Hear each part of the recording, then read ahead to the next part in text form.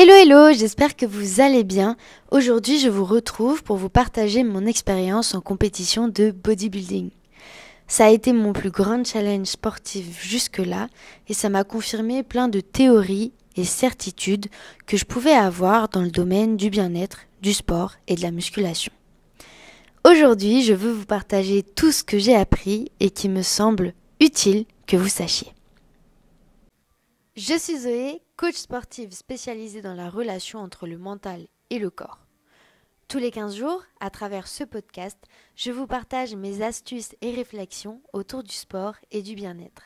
Chaque épisode est une invitation à prendre soin de vous, à vous remettre au centre de vos priorités et à retrouver confiance, énergie et épanouissement pour vivre pleinement.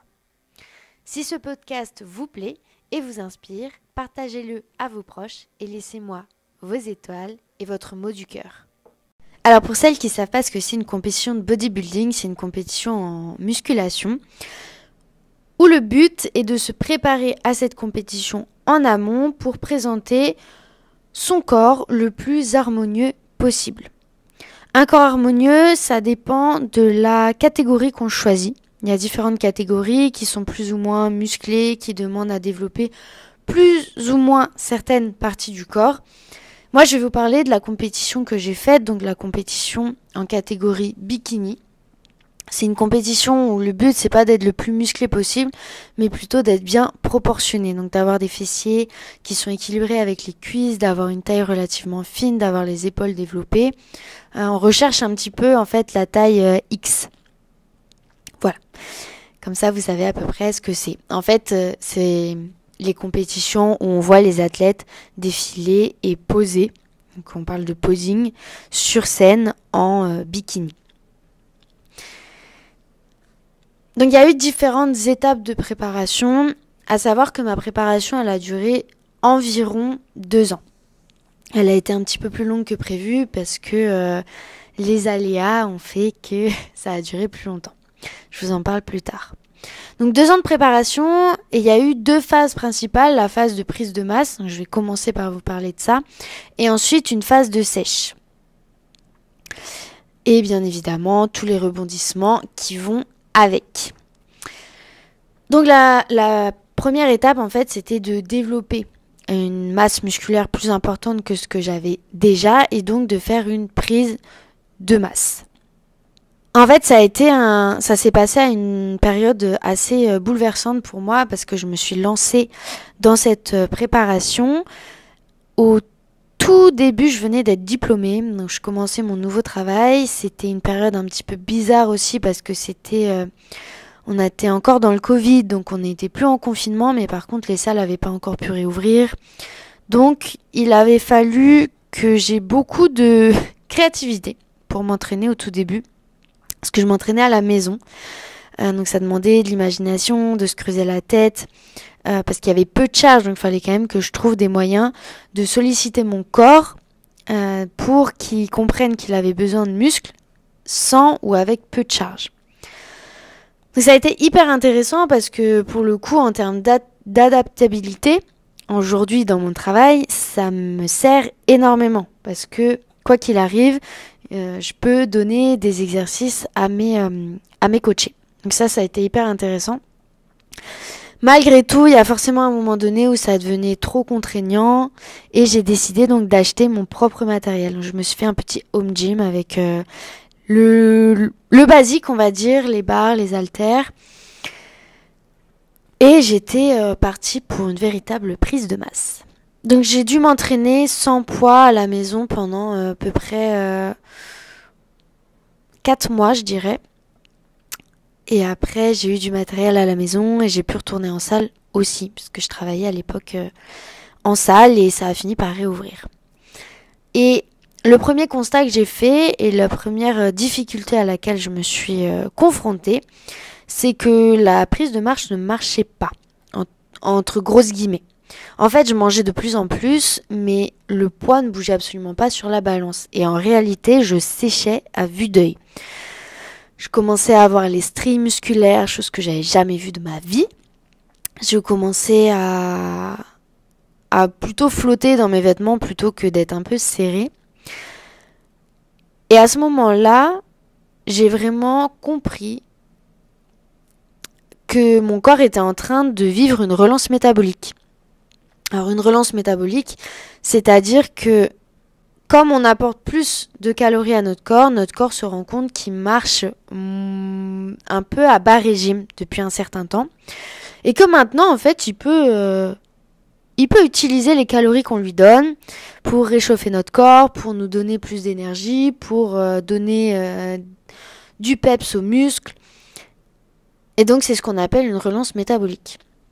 Donc ça, typiquement, c'est l'une des choses dans lesquelles je croyais énormément avant cette compétition et qui me l'a confirmé. En fait, manger plus, ça peut effectivement nous faire perdre du poids. Je l'ai vécu et je pense que s'ajoute à ça le fait que j'étais détendue avec le fait de prendre du poids. Et je me suis rendu compte aussi que ça avait un impact énorme.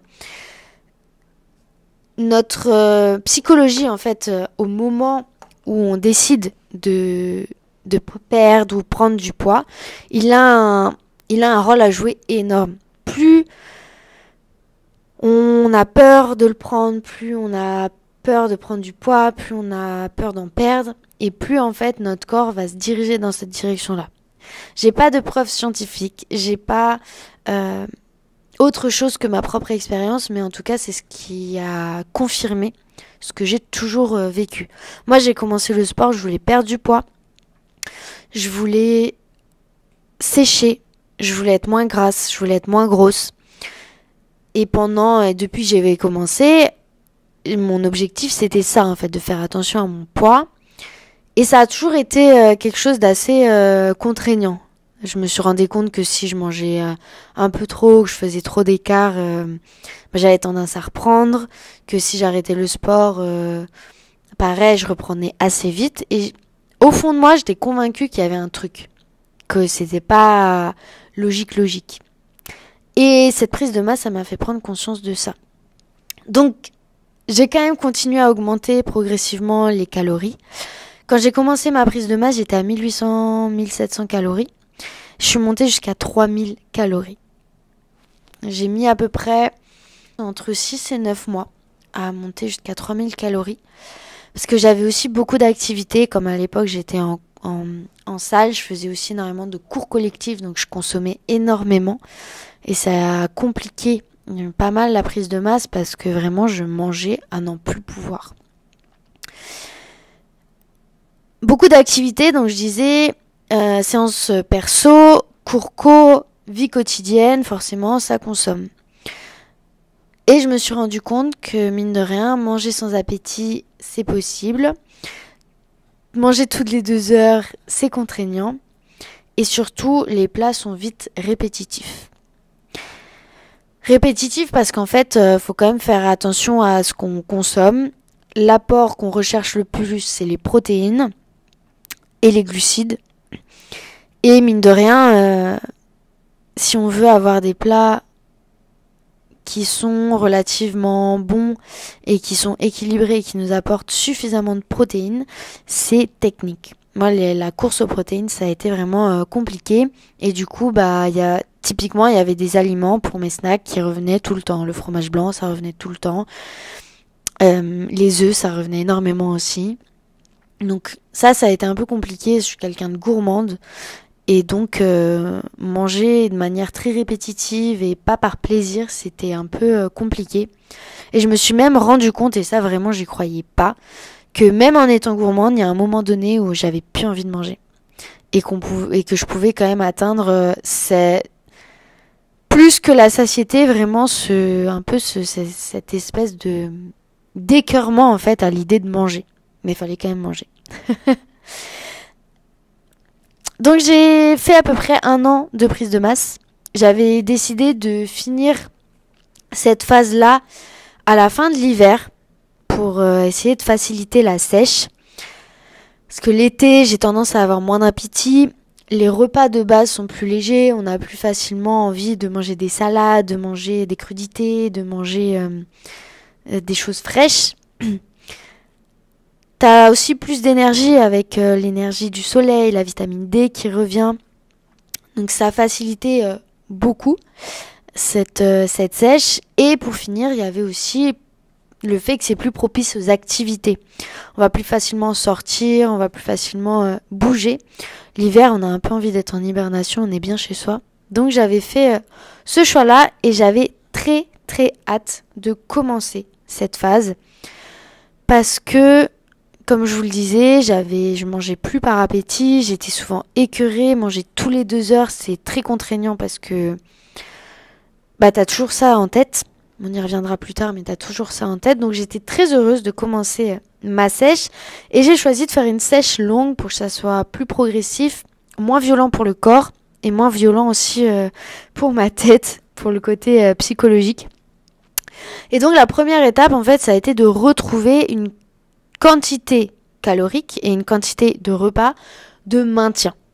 Voilà, des repas ou des journées où je mangeais à ma faim, j'avais mes calories, où le poids ne bougeait plus, pour stabiliser déjà ce que j'avais pu gagner et que ça soit pas trop violent et limiter aussi en fait le risque de perdre du muscle. Plus on va vite faire une sèche et moins on a de chances que ce qu'on perd soit de la matière grasse et surtout que ce soit durable. Donc je voulais surtout éviter ça et ça me permettait d'être plus détendue, moins stressée vis-à-vis de cette sèche, d'y aller étape par étape.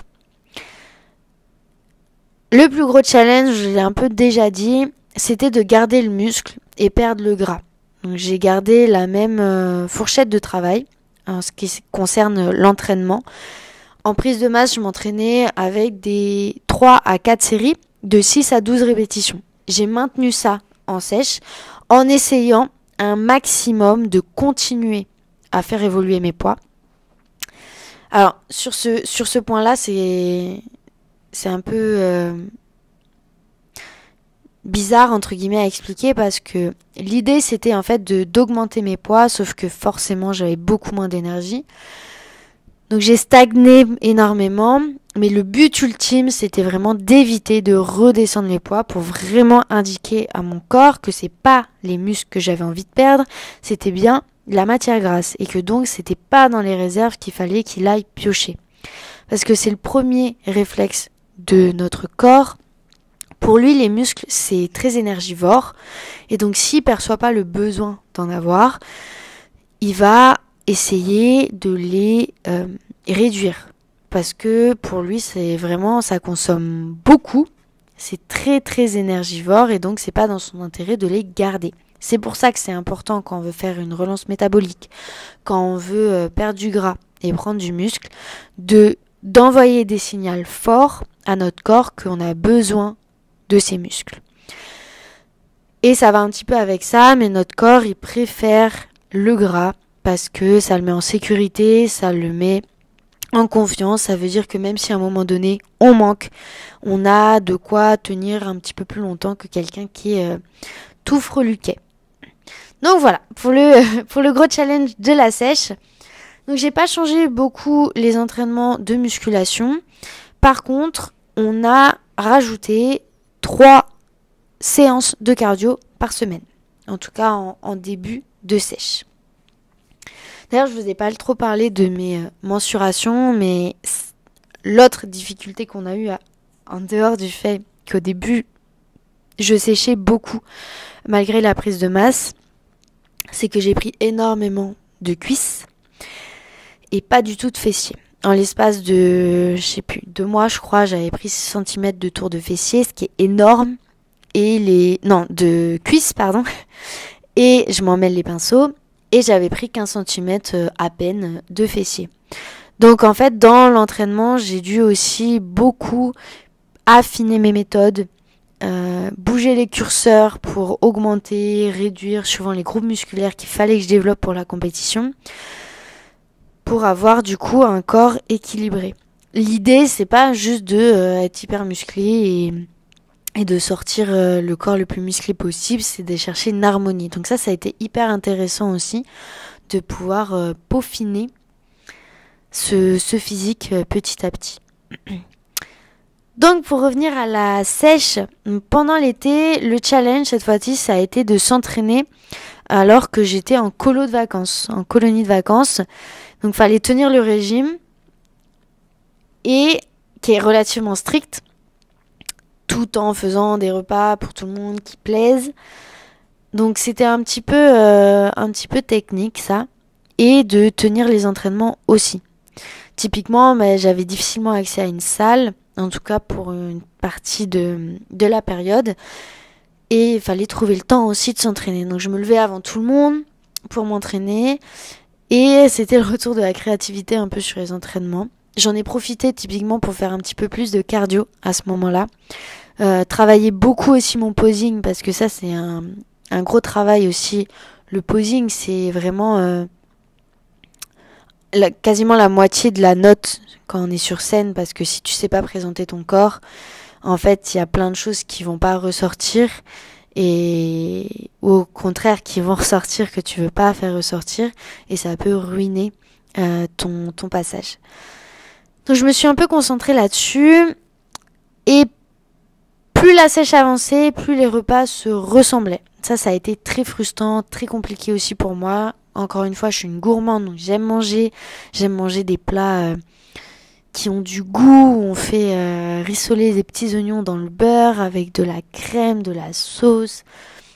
Et ça, typiquement, en fait, il a fallu que j'oublie. Donc ça a été compliqué. Sur les 3-4 derniers mois de sèche, j'avais du cardio tous les jours. Je déteste ça. Donc c'est pareil, j'ai essayé de trouver des astuces. D'ailleurs, si t'aimes pas le cardio non plus, je te conseille d'essayer de varier.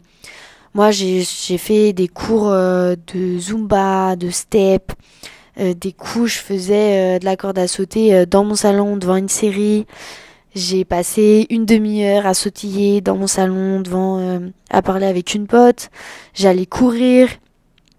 J'essayais de faire du vélo. Et finalement, j'ai aussi trouvé que l'une des meilleures stratégies que j'avais pu trouver, c'était de me mettre sur un tapis de course et jouer aux jeux vidéo, ou répondre aux mails, ou répondre à des messages, pareil sur le vélo. Et du coup, j'avais moins l'impression de perdre mon temps, je voyais moins le temps passer aussi, et j'étais quand même obligée de garder une intensité, parce que l'avantage du tapis, c'est que c'est pas toi qui choisis la cadence, donc t'es obligé de suivre. Voilà un petit peu, je t'ai fait un récapitulatif des étapes, je vais essayer de rentrer un peu plus dans le détail, notamment sur l'alimentation qui a été un gros challenge.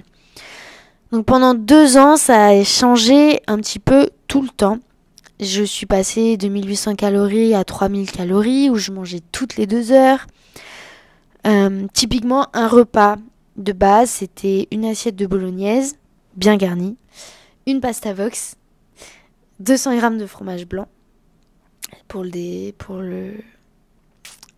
dessert par exemple, ça c'est un repas. Mais entre tout ça, le matin j'avais une tasse de lait chocolat chaud au café avec des tartines. 2 heures après, j'avais mon snack avec des tartines avec du fromage et du jus d'orange. 2 heures après, j'avais mon repas du midi. 2 heures après, j'avais mon snack de l'après-midi avec soit des petits biscuits maison, soit encore du fromage blanc avec des bonbons à côté. 2 heures après, j'avais de nouveau un snack avec des tartines ou des crêpes maison ou des pancakes ou voilà, quelque chose qui tient encore. Et 2-3 heures après, j'avais mon repas du soir. Donc même en fait, un déplacement, c'était compliqué parce qu'il fallait toujours prévoir la gamelle. En sèche, ça a été un peu l'opposé. Donc je suis descendue au maximum jusqu'à 1200 calories. Et pour que vous ayez une idée d'une journée, vous allez voir en fait le parallèle entre la prise de masse et la sèche. Une journée à 1200 calories, ça équivaut à 2 tranches de pain aux amandes, parce que glucides sur la fin interdites. 4 œufs, 200 g de fromage blanc, 2 tranches de jambon et un peu d'haricots verts. Et ça, c'était mes repas pour la journée. Ok, j'avais pas plus que ça. Donc forcément, c'est peu, vous vous en doutez. Et le plus dur en dehors de la faim, c'était l'impact social. et psychologique. En fait, c'est hyper compliqué dans la société d'aujourd'hui de faire attention à ce qu'on mange, même pas forcément en sèche, même quand j'étais en prise de masse, je me suis pris des réflexions, mais de faire attention à ce qu'on mange sans être directement catégorisé comme faisant un régime. Vous avez bien vu qu'avec ce que je mangeais en prise de masse, j'étais clairement pas en régime. Par contre, effectivement, je voulais pas manger n'importe quoi, et c'est encore le cas aujourd'hui, je fais attention à ce que je mange, parce que j'estime que c'est ma santé, que je dois prendre soin de mon corps. Et je trouve ça triste que quelqu'un qui vient travailler et qui amène sa gamelle plutôt que d'aller au resto, plutôt que d'aller acheter une pasta box ou un sandwich triangle au supermarché d'à côté, soit catégorisé directement comme faisant un régime. Vraiment ça m'a vraiment choquée et travaillée. Mais passons. L'autre côté social qui est très compliqué, c'est que en sèche en tout cas, tu vas pas au resto. Tu vas pas au resto parce que tu sais pas la quantité de beurre qu'ils mettent dans leur plat, de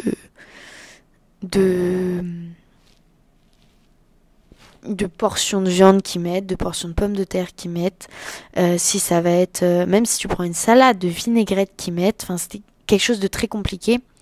Moi typiquement j'en ai fait un pour l'anniversaire de ma meilleure amie et j'ai jeûné pendant un jour avant et toute la journée où on est allé au resto. Alors du coup ça, pour à peu près équilibrer le repas que j'allais manger. Donc c'est vraiment dur. C'est même difficile d'aller boire un verre en fait parce que tu vas payer un Perrier ou un verre d'eau et c'est tout. Pareil, ça m'est arrivé pour mon anniversaire. On est allé dans un bar à jeux et moi en fait j'ai pas commandé parce que trop compliqué. Sauf que c'était pas possible et que bref, j'ai fini par commander un Perrier ou un truc comme ça. En fait, une demi-heure après, il fallait qu'on recommande. Et en plus, les personnes qui m'accompagnaient, ils faisaient gaffe à ça, tu vois. Ils consommaient en compensation. Mais parce que moi, je buvais pas, ça posait problème. Donc, ce côté sociable-là, il est hyper, hyper, hyper compliqué. Et je suis persuadée que c'est quelque chose qu'on retrouve plus communément que quand on est juste en sèche. Parce que c'est quand même quelque chose de particulier et tu le sais. Mais même pour quelqu'un qui veut faire, comme je le disais avec la gamelle, qui veut faire attention à ce qu'il mange, pas forcément même en quantité, mais juste en qualité de produit, parce qu'il a sa gamelle, il va être catégorisé. Et je trouve ça vraiment triste et dommage. Donc je vous encourage à amener votre gamelle, à bien manger et à envoyer se faire voir les rageux qui critiquent ça et qui voient directement un côté régime, un côté presque malsain et très très mal vu en fait. Je trouve ça vraiment dommage et j'espère que ça va changer. Côté émotionnel, c'est compliqué aussi parce que le régime donc change très souvent en sèche. Alors il y a d'autres impacts que le changement, mais la première phase, on réduit surtout la quantité. Deuxième phase, on réduit les lipides. Et troisième phase, en fait, ça devient cyclique. C'est-à-dire que, alors il y a plein de méthodes. Moi j'ai choisi de consommer pendant 5 jours majoritairement de lipides et de protéines. Et 2 fois dans la semaine, de pouvoir manger glucides et protéines en réduisant les lipides. En fait, le fait de manger moins de glucides, ça aide à sécher. Mais comme c'est très fatigant pour le corps, on lui donne un petit peu, on va dire, un coup de boost 2 fois par semaine. Donc ça a été le gros de la fin de la sèche. Mais pour finir, on enlève même le sel. Et en fait, ce qui est compliqué, c'est que toutes les astuces que tu trouves pour l'étape précédente, en fait, elles sont à oublier pour celle d'après. Typiquement, quand j'avais un régime quasi sans glucides. J'avais trouvé un peu l'astuce de manger pas mal de conserves et de jambon. Parce que peu calorique, des légumes en conserve, du jambon, du fromage, etc. Fromage, y a certains fromages qui sont pas très gras. Sauf que c'est extrêmement salé. Donc en fait, la phase où il a fallu que j'enlève le sel, il a fallu que j'oublie absolument tout ça. Et comme tout s'est pas passé comme prévu, je me suis retrouvée à faire une sèche en septembre, octobre.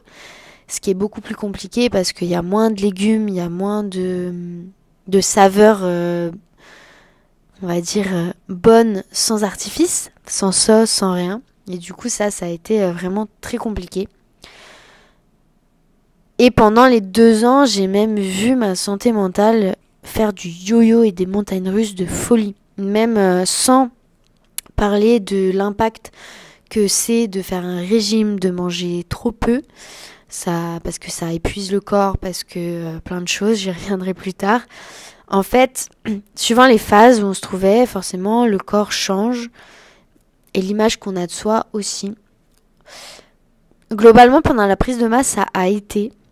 Juste à la fin, ça a commencé à être dur de manger.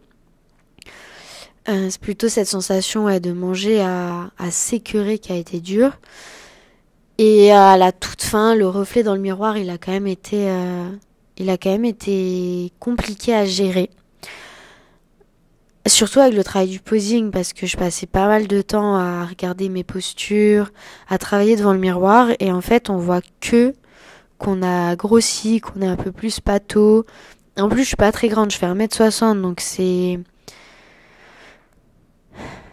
ça se voit vite quand je prends du poids, et du coup forcément ça a un côté peu valorisant. On peut prendre un coup un petit peu aussi sur notre image forcément, mais aussi un peu sur notre estime de nous. Quoique en prise de masse, t'as quand même le côté performance en muscu qui aide énormément à tenir en mode ok, c'est beaucoup mieux, j'ai telle perf qui ont augmenté, je me suis améliorée là. J'ai passé telle barre, c'est nouveau, c'est incroyable. Donc ça aide beaucoup à tenir le cap, vraiment se concentrer sur les performances. Et ça, c'est pareil, c'est un conseil que je peux vous donner. Si vous voyez plus votre corps changer ou qu'il change pas assez vite ou que vous avez l'impression qu'il change pas dans la bonne direction, focussez-vous, concentrez-vous sur vos performances, voir comment ça bouge, comment vous vous sentez mieux, comment vous respirez mieux, comment votre corps a plus de facilité, comment votre corps augmente ses répétitions, ses charges. Vraiment, ça c'est méga important. Moi, c'est ce qui m'a vraiment aidé sur ma prépa. En sèche, mentalement, par contre, ça a été beaucoup plus dur avec la fatigue physiologique que la sèche amène. C'est hyper dur à gérer parce que en fait, notre corps, il faut vraiment s'imaginer que la nourriture, c'est son carburant, en fait. C'est comme si on demandait à une voiture, quand elle commence à freiner parce qu'elle a plus d'essence, qu'elle commence à tousser, que là, on se disait, vas-y, accélère. Et accélère, et si ça veut pas, presque, tu la pousses pour pouvoir continuer à avancer. C'est un peu cette mentalité-là, en fait, la sèche et cette sensation-là. Donc forcément, ça amène beaucoup de craquage nerveux pendant les entraînements. Je pense qu'à la fin de la sèche, il n'y a pas une semaine où je pleurais pas pendant ma séance, où j'avais pas envie de tout envoyer balader. Tu deviens fou. Enfin, moi, je me revois dans la cuisine avoir du pain pour mes jours avec glucides et c'était le Saint Graal en fait. J'attendais que ça, de pouvoir manger du pain. Et le seul jour où je pouvais le manger, j'avais envie de défoncer la baguette. Mais en fait, j'avais le droit qu'à 2 petites tranches. Et je me revois une fois, un soir. Vraiment, j'avais faim, j'avais envie de manger ce pain qui était dans la cuisine. J'avais déjà mangé 2 tranches et j'étais en train de faire des calculs de qu'est-ce que je pouvais enlever le lendemain dans mon repas qui était vraiment déjà petit pour pouvoir manger 7 tranches en plus et peut-être une autre tranche encore en plus. Et à un moment donné, me dire non, lâche pas, t'arrives au bout et c'est peut-être 7 tartines qu'une concurrente, elle aura mangé et que toi pas, qui va faire la différence sur scène. Vraiment, c'est très bizarre et je pense que si on l'a pas vécu, on peut pas se rendre compte de l'impact que ça peut avoir sur le mental. T'as vraiment un moment donné où tu craques, quoi. Typiquement, un peu dans le même registre, à cette époque-là, je dormais j'habitais chez une amie, chez ma meilleure amie. Et elle me disait, mais c'était tellement dur à gérer, parce que tu parlais que de bouffe. Mais si moi j'avais le malheur de t'en parler, tu vrillais, tu te mettais en colère, ou t'avais envie de pleurer, mais parce qu'en fait c'est un sujet qui est tellement omniprésent dans ta tête. Je me revois posée sur le canapé avec aucune énergie et juste scroll en boucle des recettes et les enregistrer en me disant ça je mangerai après, ça je mangerai après, et presque me nourrir par l'écran, en fait, par le fait de voir de la nourriture qui a l'air appétissante.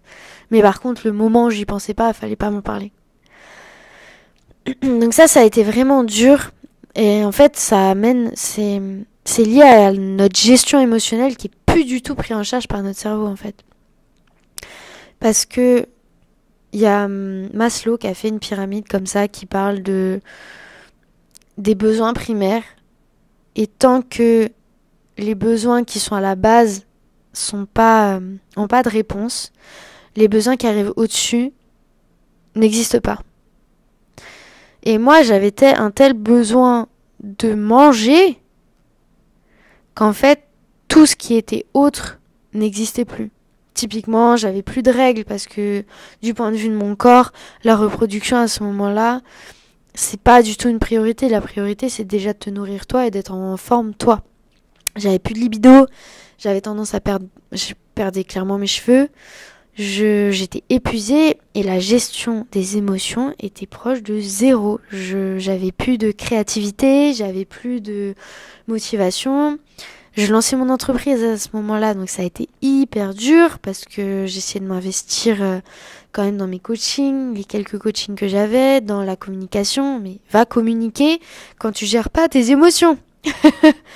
Donc ça, c'est vraiment un point qui est hyper touchy. D'ailleurs, je vous invite à regarder, vous, dans votre quotidien. Est-ce que vous avez de la libido ? Est-ce que vous êtes en forme ? Est-ce que vous avez de l'énergie ? Est-ce que vous vous sentez créative, créateur ? Est-ce que vous avez une bonne gestion des émotions? Est-ce que vous avez l'impression de faire beaucoup yo-yo, presque pas le... comment on dit, lunaire? Pas dans une mauvaise gestion, je retrouve pas le terme, dans une mauvaise gestion de vos émotions, parce que si tout ça c'est le cas, il y a de fortes chances que vous mangiez pas assez ou pas suffisamment pour ce que votre corps a besoin. Ça va aussi avec la sensation d'avoir le cerveau vide. On n'a aucune idée, on a l'impression de pas arriver à penser, de pas arriver à réfléchir. Ça amène beaucoup d'erreurs dans le travail, dans les relations. Et ça impacte énormément du coup notre estime de nous et notre confiance en soi. À ce moment-là, je me détestais, mais j'avais envie de me tirer les cheveux. Je me disais, mais... En fait, tu te vois agir dans des situations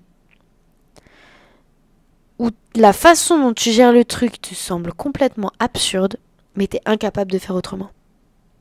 C'est vraiment comme quand t'es devant un film d'horreur, où tu vois les gars qui décident de se séparer, comme si c'était une bonne idée. Et toi, t'es en mode non, non, non. Ou qui descendent dans la cave et toi, t'es en mode bah non, pire idée. Tu fais pas ça, en fait. Et ben, c'est exactement la même chose, sauf que c'est dans ta propre vie, t'en as conscience et t'es incapable de faire comme ça, de faire autrement. Ça, c'est assez fou comme expérience. C'est assez déconcertant. Et ça met énormément en colère. Moi, je sais que vraiment, je me détestais quand je faisais ça. J'oubliais énormément de choses. Je faisais des erreurs partout. J'oubliais mes rendez-vous. J'oubliais où j'avais mis mes affaires. Je faisais tout tomber. Je sais pas combien de quantités de vaisselle j'ai cassé pendant cette période-là. Mais parce que tellement dur. Tellement peu d'énergie, tellement peu de jus.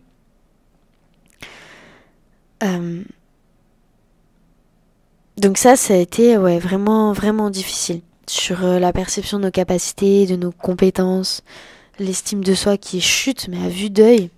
Le petit truc qui faisait remonter, et même pas totalement, c'était sur le côté image de soi, où ça dépendait énormément des jours. Tu vois forcément que ça bouge parce que tu suis un régime drastique. Mais comme t'es tout le temps dans ton corps, tu vois pas autant que les autres personnes le voient. Et souvent c'est par choc. Où moi ça m'est arrivé, je regardais dans le miroir, bon rien. Et d'un coup, oh my god, qu'est-ce qui se passe? Qu'est-ce qui s'est passé? J'ai séché de fou, trop bien, mais c'est pas encore assez. Mais c'est pas encore assez. Et en fait on tombe que là-dedans, c'est juste pas assez. En plus je pense que je suis quand même quelqu'un d'exigeante. Et du coup mon exigence ressortait énormément à ce moment-là. J'ai jamais été aussi sèche de ma vie. Mais c'était pas assez. Parce que je voyais pas assez mes abdos. Parce que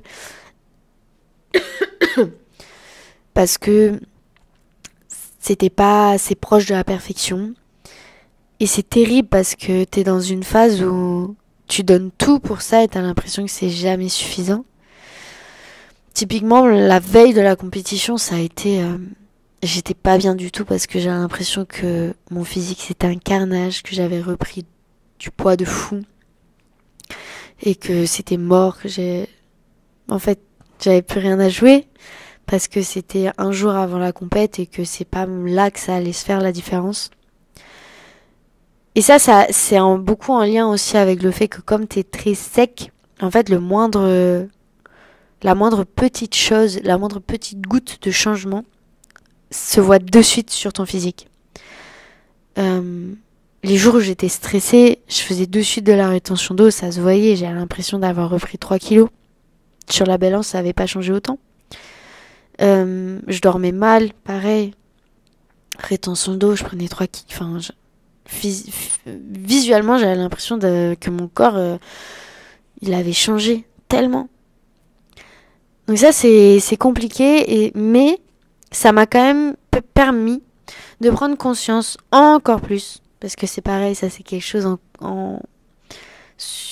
que je croyais beaucoup. Compliqué.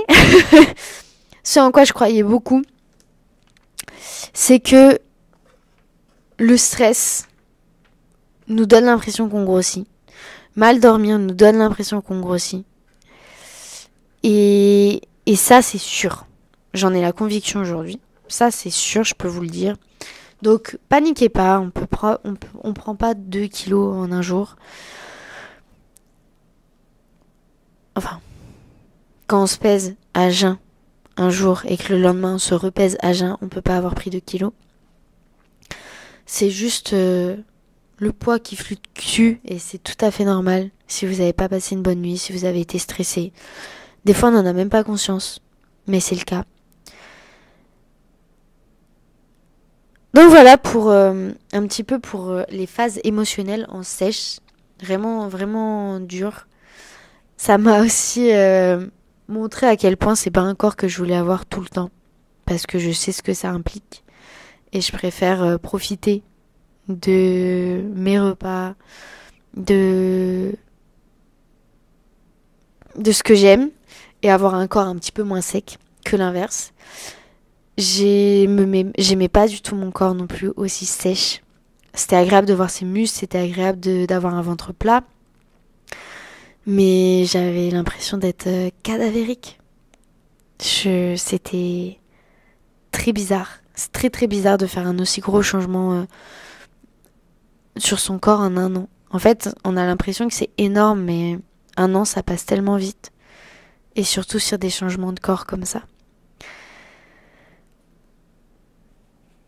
fois, le plus dur, ça a été le post-compétition. Je vais pas vous parler tellement de la compétition le jour J parce qu'il y a pas grand chose à en dire, si ce n'est que c'est fatigant, que c'est beaucoup d'émotions. Mais moi j'ai kiffé et il faut vraiment en profiter, ça passe trop vite pour tout l'investissement que ça demande. Mais l'après-compétition est très compliqué à gérer parce que très stressant. Notamment parce que autour de moi, j'ai eu plein de gens à me dire oui, fais gaffe, y en a plein qui deviennent obèses après ce genre de compétition, tu vas devenir grosse après. Mais t'es sûre de vouloir vraiment faire ça parce que y a des chances que tu sois grosse après. Donc j'avais mis énormément de pression et j'ai essayé tant bien que mal de me préparer un maximum à cette après-compétition. Et mine de rien, ça a été très compliqué parce que dans mon plan, j'avais prévu de continuer à faire attention à ce que je mangeais et de refaire de nouveau une relance métabolique, c'est-à-dire de manger plus progressivement. Et j'ai pas du tout réussi à le faire. J'ai pas du tout réussi à le faire parce que, mine de rien, c'est fini. Ton épreuve, elle est passée. Et il y a tellement de fatigue accumulée, tellement de nerveux accumulés, tellement d'envie de manger des choses qui te font kiffer. Moi, je rêvais juste de manger des tartines de pain beurre. Le truc le plus basique, mais ça me faisait rêver. Ou des pâtes, juste des pâtes bolognaises ou des trucs vraiment très très classiques. Le souci, c'est que dans mon plan, du coup, je continuais à compter et je me rendais bien compte que je pouvais toujours pas manger à ma faim si je respectais mon plan. Et très souvent, pour le respecter, je comptais. Sauf que je craquais parce qu'il y avait des barres chocolat à la maison et que si je les mangeais pas tout de suite, elles allaient être mangées. Sauf que comme j'assumais pas, souvent je me cachais, je cachais les paquets, je cachais ce que je mangeais. Et puis comme j'avais mangé quand même 4 barres chocolat dans la journée, j'avais plus de calories. Du coup, je mangeais plus que des haricots verts et du poulet blanc en toute petite quantité. Et j'ai pris 10 kilos en une semaine. Voilà. Et là, j'ai été paniquée. Je me suis dit, ok, en fait, soit tu restes dans cette boucle et c'est fini, je pense que tu reviendras jamais. Parce que je me voyais, j'avais conscience de ce qui jouait, mais j'arrivais pas à faire autrement, en fait. J'arrivais pas à faire autrement que de me jeter sur le paquet de barres chocolat. Quand je pensais aux barres chocolat, c'était à m'écœurer, je mangeais, j'avais pas faim, j'en pouvais plus, je voulais plus manger ça, mais c'était du chocolat, c'était bon, c'était réconfortant, j'en avais pas eu pendant des mois. Et quand j'ai vu donc ces 10 kilos sur la balance, je me dis ok Zoé, je me suis un peu regardée dans le miroir, je me dis soit tu continues comme ça et c'est fini, tu reviendras pas. Soit t'acceptes de plus compter, de plus te peser pendant, pareil, une semaine, tu vois ce qui se passe, et tu rectifies le tir après. Donc, j'ai fait ça pendant une semaine, j'ai arrêté de compter, j'ai arrêté de me peser tous les jours, et j'ai arrêté de me dire que les seules et uniques barres chocolatées qui existaient, étaient celles qui étaient dans le placard. Voilà. Il n'y avait aucun enjeu. J'ai même décidé de ne plus en avoir chez moi et dès que j'en avais envie, j'allais en acheter. J'ai acheté un paquet. Et du coup, ça a ramené beaucoup plus de sérénité dans mon alimentation et j'ai reperdu 7 kilos en une semaine. Parce que j'ai décompressé sur l'aspect balance, sur l'aspect prise de poids, sur l'aspect manger bien, manger mal, sur l'aspect honte. Et ça m'a vraiment sauvée. Je pense que vraiment, si j'avais pas fait ça, je serais jamais revenue à une relation saine avec mon alimentation. J'ai fait à peu près le tour de toutes les étapes, de tous les challenges que j'ai un peu vécu pendant cette compétition. J'espère vraiment que ça pourra vous apporter quelque chose, vous aider sur votre propre transformation, sur vos propres challenges. N'hésitez pas à me dire si vous avez des questions. Je veux juste faire un petit récapitulatif des 7 points que je retiens particulièrement de cette compétition. Le premier, c'est que manger plus quand on mange peu, ça peut nous faire perdre du poids. Manger plus, ça peut vraiment nous faire perdre du poids. Alors, faut pas faire les choses n'importe comment. C'est palier par palier. Faut vraiment être sûr qu'on mange pas assez par rapport à ce que notre corps a besoin. Mais si c'est le cas, une relance métabolique, vraiment, ça fait une grosse différence. Et c'est une ancienne personne qui voulait perdre du poids en mangeant moins et en faisant faire du sport qui vous le dit. Même quand on est gourmand, on peut arriver. Même quand on est gourmand, on ne peut pas manger sans faim. J'entends souvent ça des coachés, des personnes qui me disent oui mais moi je suis gourmande, je peux manger sans m'arrêter. Eh ben tente l'expérience, tu verras que non. Et ça aide des fois de faire ces expériences-là et de se dire ok, j'ai quand même mes limites. Et comme ça permet de décontracter sur le sujet. Avoir un objectif précis est essentiel pour passer au-dessus de ces difficultés. Je peux vous jurer que si j'avais pas fixé de date sur ma compétition, ça aurait été beaucoup plus compliqué pour moi de tenir tous ces challenges-là, d'accepter de pleurer sur toutes mes séances, d'accepter d'avoir faim, de jeûner 2 jours pour pouvoir faire un tout petit resto quand je suis avec ma meilleure amie. Un objectif net, précis, c'est vraiment l'essentiel. D'ailleurs, pendant ma prépa en pleine sèche, j'ai appris que ma compétition était annulée. J'ai dû en retrouver une qui était 2 mois après. Et j'étais pas bien du tout. Je peux vous jurer que le coup au mental ce jour-là, il a été violent. Parce que tu prends le risque de ruiner complètement ta compétition, de ta prépa. Tout est en fait millimétré et ça peut vraiment être compliqué à gérer. Enfin, ça a été très compliqué à gérer d'ailleurs.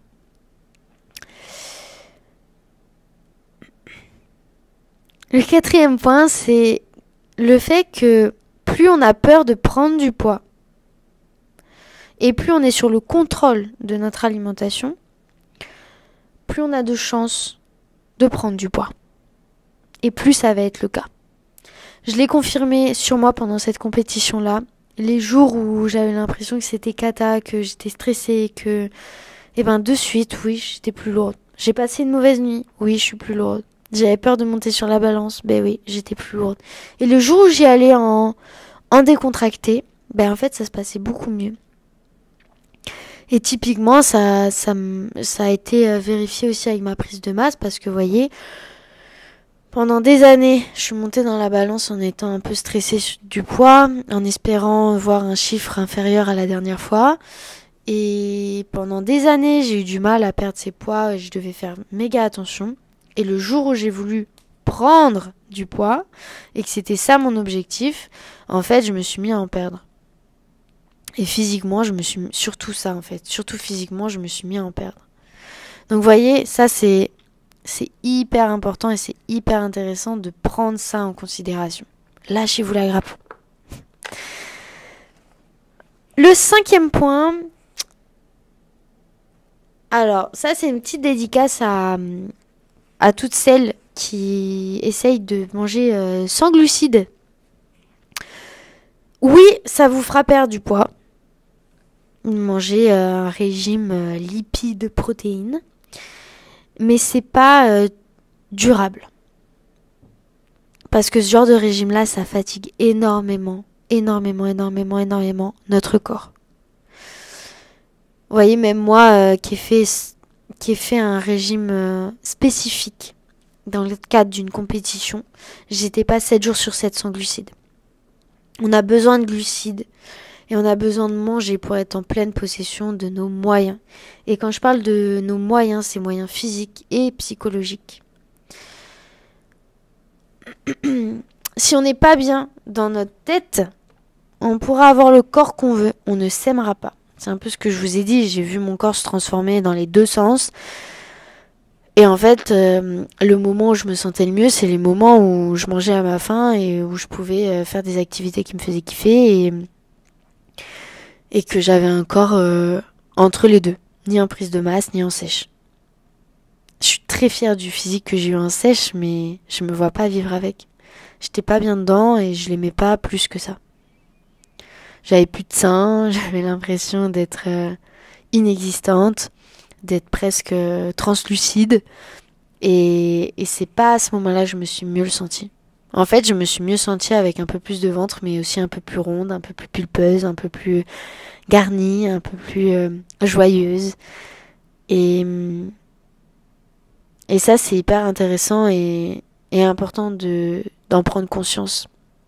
Et je pense que pour en prendre conscience, d'ailleurs, pour arriver à s'aimer avec un corps pulpeux, un corps un peu rond, un corps un peu grassouillé, et ben faut avoir peut-être testé les deux opposés. D'avoir testé je dis pas l'obésité, mais d'avoir testé la phase où t'es un peu ronde, même bien ronde, et la phase où t'es très sèche. Et comme ça, tu pourras voir sur quoi t'es ok. Qu'est-ce qui vaut la peine et sur quoi t'es ok.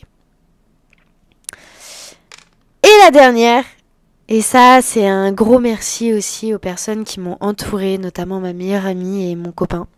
Mon copain qui m'a surtout accompagnée sur l'aspect sportif, challenge, challenge physique, préparation physique. Vraiment, je pense que j'aurais pas réussi s'il m'avait pas autant accompagnée. Et à ma meilleure amie Isia, parce qu'elle m'a supportée pendant 3 bons mois en sèche et en post-compétition et qui a été très compréhensive, très accompagnante. Elle m'a vraiment épargnée sur les repas. Elle a toujours essayé de considérer un peu mon régime pour essayer de pas faire des choses trop caloriques, trop à l'écart de mon régime. Et ça vraiment ça a vraiment facilité mon quotidien. Voilà, je finirai sur ces petits mots doux pour mes proches. Et vraiment, je vous incite à vous lâcher la grappe et à définir un objectif.